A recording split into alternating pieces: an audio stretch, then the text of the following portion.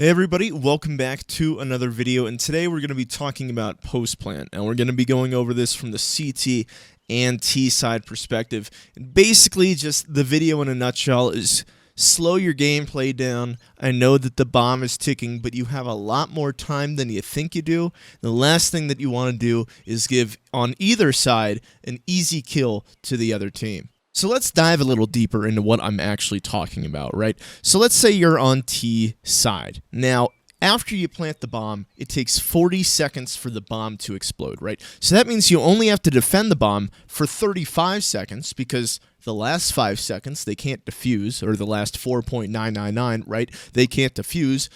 And if you know they're on eco, and the way you would know that is, like, have you been shooting against pistols all around, right? Do you have guns and they, are digging you, right?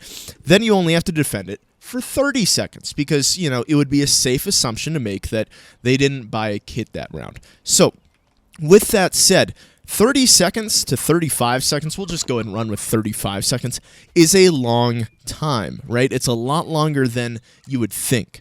So, for T side, right, it's a little bit easier to play with the amount of time allotted, right? Because for the most part, let's say, bombs planted B, right? You're going to be chilling here. Now, there's a couple ways to go about post plant, right? You can have an on angle, even though this is not technically speaking an on angle, right? This would be the on angle. This would be the off angle, right? You're still exposing yourself, and you're allowing the CTs a way into the site by killing you, right? If you play it like this, and the CT comes around here and peeks, yeah, you don't have the opportunity to kill them, but they don't have the opportunity to kill you, right? And that's the biggest mistake that comes from T side post plant, is that somebody, they have the angle, right? They want to play some weird ass shit, right? And because they're doing this, because they think that this one kill, maybe two, that they're going to get will win the round, they're potentially risking the round for everybody else. Now, playing aggressive when it comes to post plant on T side isn't all incorrect. You just have to have your entire team on the same page as you, right? So if you get bombed down default, right? And then you're like, all right, let's go take top mid control. Let's go take, like, porch or something. And you have 2, maybe 3 people with you, or, like, yourself included, and you all are here. You can aggressively, like, swing because there's trades to be had. And, if they get on bomb, you all can peek off of each other and, again, trade out the kills. But if you're solo and you put bomb down and you're like, oh, I want to take top mid control, but you don't tell anybody about it and you just go for it, right, and you die, it's not going to work out in your favor because, again, you're just giving the CTs away into the site. Now imagine that you're on CT side, right? You're coming in to retake a site. Now, what's the best possible scenario when you're running in to retake a site as CT? Again, what we were just talking about.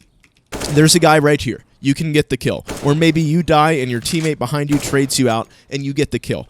Doesn't matter that you die, it just matters that one of the T's die, and now it's one less person that the CTs have to worry about, and you have all this map control now because you know that they are not holding it because you just killed the guy that was holding it, right? Now, what's the worst case scenario when you're a CT and you're coming to retake a site, right? You peek here, nobody's here, nobody's here, nobody's here, you keep coming up, right? Nobody's here, nobody's here, nobody's here. You get to here, and you have not seen a soul. All right, that is very worrying because that means that there could be somebody here, right? That means that all the angles that you just cleared aren't really clear because there could have been a guy hiding somewhere. There can be a guy in apps right here, which makes defusing the bomb and retaking the site so much more difficult. Because if you're crouched right here, there's no real area where the CTs can see you when retaking unless they swing all the way out to here and then try to look for you, right? But they're not going to do that, right? They're going to take a quick little peek right here, not see you, and then keep going, okay? So with that, hiding as a T is so powerful, and you have to think about it from the other team's perspective as, how to counter that, what would really make it difficult for them. Again, as a CT, you're running in, bam, there's a guy there. Yeah, maybe he kills you, but at least you now know where he is, right? It's not worth it as a T. Now let's talk about time for CTs. Now, how do you counter the whole, somebody hiding right here play? Okay, you realize that you have 35 seconds after the bomb has been planted. Now, 35 seconds. We just hit 35 right when I said 35 seconds. So go ahead and just feel how long this is taking, right? You can walk so long. Like, you can take a big flank. You can walk up here. You can clear out a lot of angles, right? You can wait for your teammates to get into a better position. That's a big thing that happens on CT side is you have a guy, waiting for a smoke to fade, and then two people come out, so the guy can't even, come help because he's behind a smoke. And, 4, 3, 2, 1. That was 35 seconds right there, and that still leaves enough time for a full defuse with a kit, right? That's just counting from when bomb is planted. Hypothetically, you know which site the bomb is going to be planted at before the bomb has been planted there, right? You have at least 5 seconds of we should rotate. So it really adds on to the amount of time that you have to work with. If there's 20 seconds left, you don't have to immediately go for the swing if your teammates are still smoked. You can wait an extra 4 seconds for that smoke to fade before you have to go for that swing. Again, you also have a lot of time to spread out as a team, as CTs, and make sure that all of these angles are clear. Now, when somebody's hiding, right, yeah, they might be holding this angle, but they're also, if there's a lot of stuff going on around site, they're going to be more focused on playing site, right? So you can potentially sneak up on them or play around them or, figure out their positions a lot quicker than you otherwise would have if you're rushing in. The biggest mistake you can make as CTs is just rushing in because all it takes is one angle to be forgotten about and bam, you're dead because some guy was right there and you didn't clear it. All right. And then, of course, the biggest mistake that you can make as Ts, like I already stated, is giving the CTs the opening into the site. All right, that's the easiest way for them to retake. And then, again, as CTs, just something to think about that isn't thought about as much is the option of saving. Now, saving is really one of the most underutilized tactics in CSGO, in my opinion, especially at lower levels. Higher levels, that's where you see it a lot more often, especially in team environments. But just as a solo player, I gotta sneeze. I'm not cutting because I messed up. No, powered through. I'm the GOAT. But saving, as at a lower level, you are just throwing away so much money. The amount of times that teams go for 2 versus 5s or 1 versus 3s, right? Instead of just calling it quits and going and trying to save your weapon. And even like in a 1 versus 5 where it's a lot more obvious to save, right? That gives you a lot of opportunity to kill some of the people that are going to be hunting you, which can damage their economy. So you go from, let's call it a 1 versus 3 because that's a little bit more realistic, right?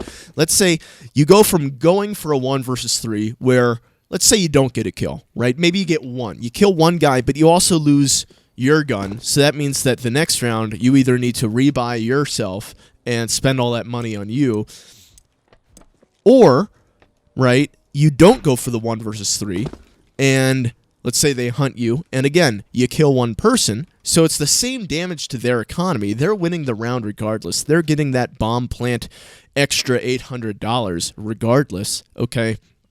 But this time, you save your gun plus $300 for getting the kill, assuming you don't op the guy or you don't have an SMG, right? And then you can potentially drop your teammate a gun the next round because you don't have to rebuy a gun for yourself.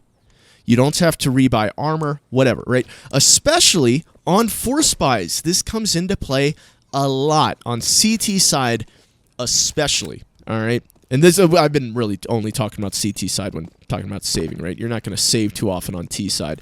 But CT side saving, when you're on a force buy and the other team has a full buy, and they have like AKs and stuff, you have MP9 is what I'm talking about, then you saving, right, you're like, oh, why would I save an MP9? First of all, when they go to hunt you, you're going to get $600 a kill.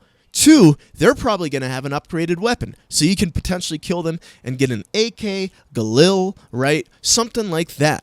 So it's a win-win for you to save. You get more kills on the scoreboard. You feel better about yourself. You get one less death than everybody. You know, there's a lot of stuff that goes into saving and knowing when retakes just aren't happening, right? If you don't have a lot of utility, if you don't have if you don't have a lot of kits, if your economy has been pretty shit so far, right? If you're not on max loss, saving is not a bad option.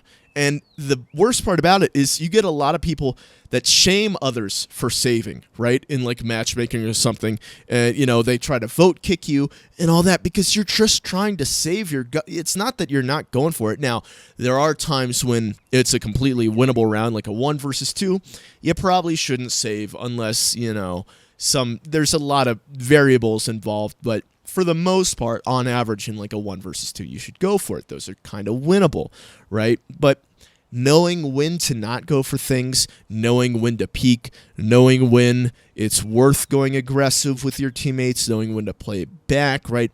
Knowing when to go onto a site as a CT, when you're like knowing when your teammates are ready to go with you and crunch, because the last thing you want to do, again, is run out, get killed by a guy who has his back turned to where your teammate could come out, but your teammate can't come out because there's a molly, there's a smoke, they got flashed, something. So having that communication down is very important. So thank you all for watching. I hope you have a good day, and I'll see you guys next time.